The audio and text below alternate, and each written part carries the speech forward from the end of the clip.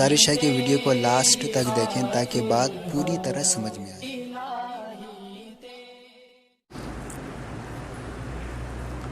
ایک صاحب ہیں، وہ کسی بزرگ سے بیعت ہوئے، بزرگ نے ان کی ٹینڈ کروا دی، بڑی زبردست قسم کی نا لک آنے لگا، اب وہ ٹینڈ ہو گئی ان کی۔ اب جب ٹینڈ ہوئی تو ان بزرگ نے کہا کہ بھائی دیکھو تم مجھ سے بیعت ہو گئے ہو اور حضرت علی کی سنت ہے ٹینڈ کروانا وغیرہ وغیرہ، نہیں تو کم از کم شیخ کا حکم تو مانو نا۔ تو انہوں نے مانا، انہوں نے کہا چلو سنت ہے نہیں ہے ایک الگ بحث ہے، لیکن میرے پیر و مرشد نے مجھے کہا ہے اور اللہ والے ہیں، ان کی صحبت سے مجھے فائدہ ہوا، کچھ چیزیں بلا دلیل بھی مان لینی چاہیے، چلو ان کی اطاعت میں ٹینڈ کرا لیتا ہوں، اگر حسن باقی رہا تو ٹینڈ سے بھی رہے گا، نہیں باقی رہا تو بغیر ٹینڈ کے بھی۔ شاعر نے کہا ہے نا، حسن تیرا اس طرح سالم رہا، سر منڈانے پر بھی تو ظالم رہا، یعنی تیرا حسن میں کوئی فرق نہیں پڑا۔ تو انہوں نے اپنے اوپر یہ شعر چسپاں کر کے ٹینڈ منڈ کرا لی۔ اب وہ تھے بڑے مالدار لوگ، بہت کھاتی پیتی فیملی تھی، اس فیملی کا مجھ سے بھی تعلق تھا، بیانات سنتے تھے وہ۔ اب ظاہر ہے جس حساب سے انسان کے پاس پیسہ آتا ہے تو اس کے چال چلن اسی حساب سے ہوتی ہے، یہ نیچر ہے انسان کی۔ غریب آدمی پھٹے پرانے کپڑے پہن لیتا ہے لیکن دولت مند نہیں پہنتا، یہ فطرت ہے، یہ کوئی بری چیز نہیں ہے۔ صحابہ میں جو مالدار تھے ان کے لباس سے پتہ چلتا تھا یہ مالدار ہیں، خود نبی صلی اللہ علیہ وسلم کی ترغیب ہے۔ ایک صحابی آئے، پراگندہ بال تھے، میلے کچیلے کپڑے تھے، آپ نے فرمایا کہ اللہ نے تمہیں مال نہیں دیا جس سے اپنا حلیہ درست کرو، انہوں نے فرمایا مال دیا ہے، تو آپ نے فرمایا ان اللہ یحب ان یری اثر نعمتہ علی عبدہ، اللہ چاہتے ہیں کہ جب اللہ نے پیسہ دیا ہو، دولت دی ہو، نعمت دی ہو تو وہ نظر بھی آنی چاہیے، تو اپنا حلیہ ٹھیک کرو۔ وہ ہے نا دکان پکوڑوں کی باتیں کروڑوں کی، تو جیسے یہ غلط ہے تو ایسے ہی اس کا اپوزٹ بھی غلط ہے کہ دکان کروڑوں کی اور باتیں پکوڑوں کی۔ اللہ نے پیسہ بہت دیا اور باتیں ایسی کرتا ہے جیسے پکوڑوں کا بزنس ہو۔ سمجھ رہے ہیں کہ نہیں سمجھ رہے؟ تو یہ ہمیشہ سے ایک راہ ہے، جب دولت دی ہے تو اس کے آثار لباس سے، پوشاک سے، رہائش سے جھلکنے چاہیے، اور ہوتا ہے یہ، اس کو آپ روک نہیں سکتے، یہ نیچر ہے انسان کی۔ اب وہ بڑے پیسے والے لوگ، آ ہی جاتی ہے، اب کیسے شاعری شروع ہو گئی ہے، آپ اگلا مصرع نہیں سنا رہا، اگلا مصرع نہیں سنا رہا، تو مجھے آتا ہے، ایسا نہیں کہ مجھے اگلا مصرع آتا نہیں ہے، لیکن میں جان کر نہیں سنا رہا، کیونکہ وہ اگلا مصرع سناؤں گا اور اسی شعر کا کلپ بنے گا اور اس پہ عجیب سا عنوان لکھا ہوا ہوگا، تو آدھے آدھے شعر سناؤ تاکہ کلپ بننے کی نوبت آئے ہی نہیں۔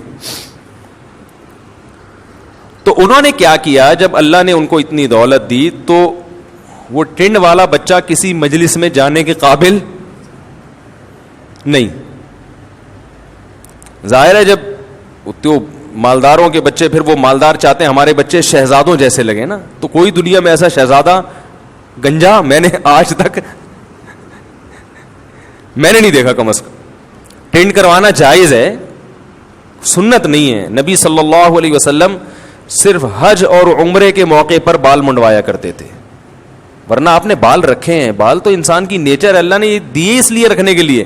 پھر بھی اگر کوئی ٹینڈ کروا کے رکھتا ہے گناہ نہیں ہے، اس کو سنت نہ سمجھے، وہ بولے بھائی مجھے گرمی لگتی ہے اور میں اس طرح زیادہ صاف ستھرا رہتا ہوں اور نہانے میں آسانی ہے، مگا پھینکا پانی کا اور جو پھسل کے چلا گیا، بالوں میں ذرا دھونا پڑتا ہے ان کو۔ تو اب وہ ان کے گھر والے پریشان کہ بھائی ہمارا بچہ اس پہ ٹینڈ، ماں باپ کہہ رہے ہیں بیٹا بال رکھو، پیر صاحب کیا کہہ رہے ہیں، نا نا نا نا، دہشت گردی کا جڑ سے خاتمہ ہونا چاہیے۔ ان کی لاجک بھی یہ تھی کہ اگر بال رکھو گے تو خوبصورت نظر آؤ گے تو لڑکیاں تمہیں چھیڑیں گی، تو اس کے دولت بھی ہو اور حسن بھی ہو تو چھڑتا تو ہے پھر انسان، کیا خیال ہے؟ تو لڑکیاں تمہیں چھیڑیں گی تو فتنے میں آؤ گے، آزمائش میں آؤ گے، تو اپنے آپ کو ایسا بناؤ کہ چھڑ ہی نہ سکو۔ صرف پیسے سے تھوڑی کوئی چھڑتا ہے، صحیح ہے نا؟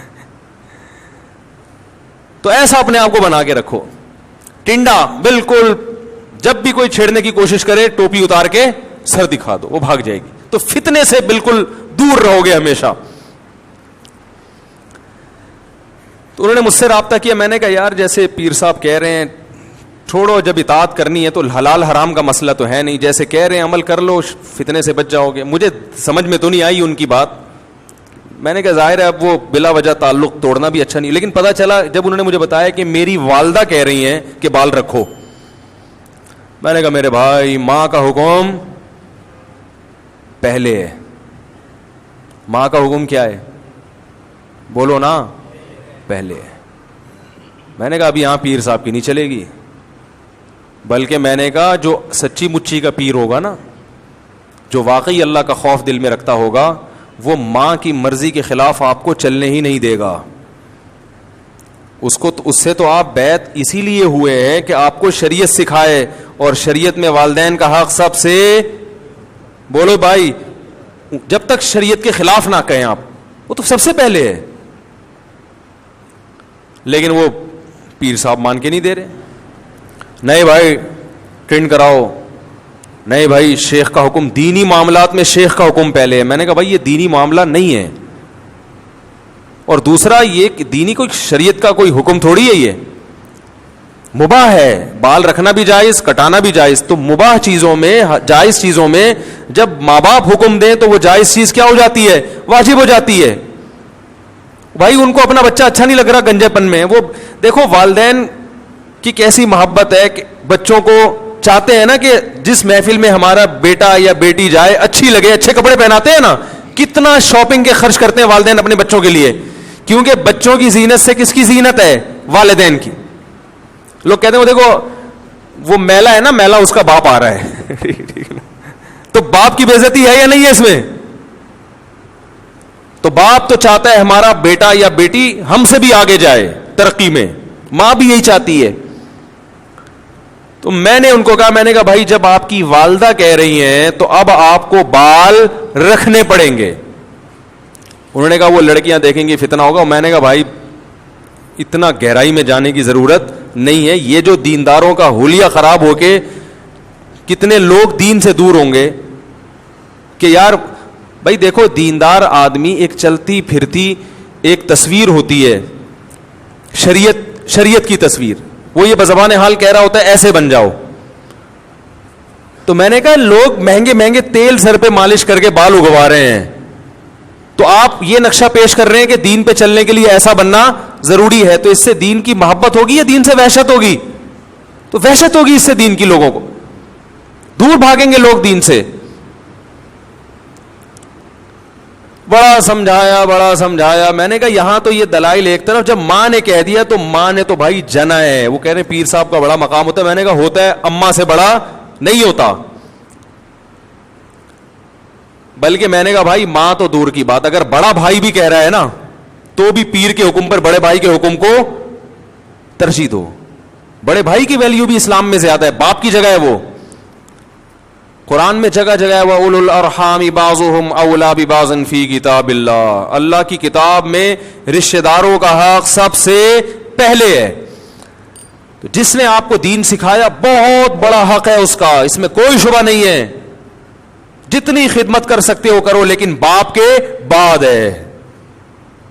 پھر میں نے ان کو مثال سے سمجھایا. میں نے کہا مجھے ایک بات بتاؤ, اللہ نہ کرے آپ کا ایکسیڈنٹ ہو جائے, کوئی ٹانگ ٹوٹ جائے, روڈ پہ پڑے ہوئے ہو, لوگ آپ کے پیر صاحب کو فون کر کے بولیں گے کہ اٹھاؤ, یا بھائی کو بولیں گے؟ اس نے کہا بھائی کو. میں نے کہا بھائی فوراً آئے گا اٹھانے کے لیے, اور پیر صاحب آپ کو خانقاہ سے نکال دیں گے, بولیں گے جب ٹانگ جڑ جائے آ جانا. لیکن آپ کا باپ آپ کو گھر سے بولو نا نہیں نکالے گا, نہ ماں نکالے گی, نہ باپ نکالے گا, نہ بھائی نکالے گا, بلکہ پریشان ہوں گے, علاج کا خرچہ وہ کریں گے. تو یہ جو رشتے اللہ نے بنا دیے نا, بلڈ ریلیشن, یہ ایلفی سے زیادہ مضبوط ہے میرے بھائی. باقی رشتے 2 منٹ میں ٹوٹتے ہیں. دلائل کے انبار لگا دیے, مگر ان کی سمجھ میں آ گیا, ان کے پیر صاحب کی سمجھ میں نہیں آ رہا. میں نے کہا ایسی کی تیسی, اماں پہلے جب اللہ کا حکم ہے تو میں نے کہا بال رکھ لو.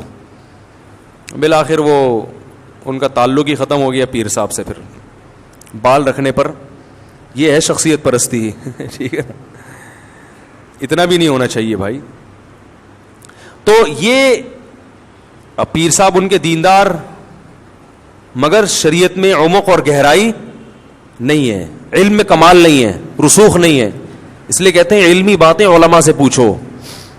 علم علماء کے پاس ہوتا ہے, جو چیز جس کے پاس ہوتی ہے وہ اس سے وہ لی جاتی ہے. تو وہ مٹی کے پیالے پہ آ گئے, کوئی جناب کوئی ٹنڈ کو سمجھ رہا ہے کہ بس یہی دنیا کا سب کچھ ہے. زمانہ